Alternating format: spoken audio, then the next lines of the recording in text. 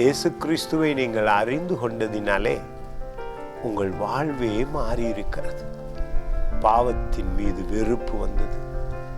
அது மட்டுமல்ல, உழைப்பிலே தேவனுடைய ஊழியத்துக்கும் கொடுக்க பழகுகிறீர்கள்.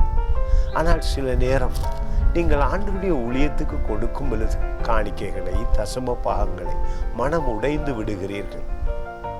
அவர்கள் இப்படி, இவர்கள் இப்படி, நான் கொடுத்தேன், என்னை கனப்படுத்தவில்லை, நான் உதவினேன், என்னை நேசிக்கவில்லை. ஒரு நாளும் பூமியில எதிர்பார்க்காதீர்கள். ஆனால் தேவனிடத்திலிருந்து உங்களுக்கு நன்மை வருகிறது.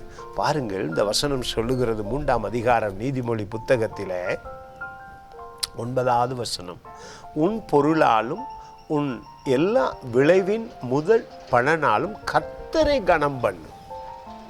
நீங்கள் உழைக்கும் பொழுது அது தேவனிடத்திலிருந்து வருகிற பலனால் உழைக்கிறீர்கள்.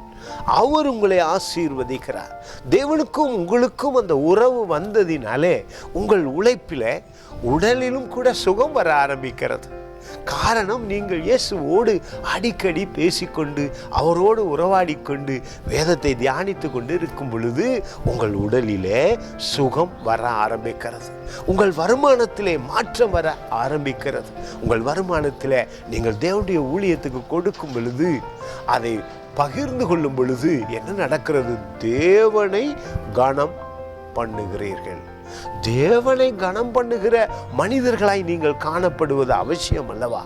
நாம் தேவனோடு இருக்கிறோம் என்பது, அதுவும் அவருக்காக ஏதாவது செய்யும் பொழுது, உங்கள் நேரத்தை கொடுக்கும் பொழுது, உங்கள் உழைப்பை கொடுக்கும் பொழுது, அவரோடு வாழ பழகின நீங்கள் உங்கள் ஆலயத்துக்கோ உங்கள் சபைக்கு ஏதாவது செய்யும் பொழுது என்ன நடக்கிறது பாருங்கள், நீங்கள் தேவனை கனம் பண்ணுகிறீர்கள்.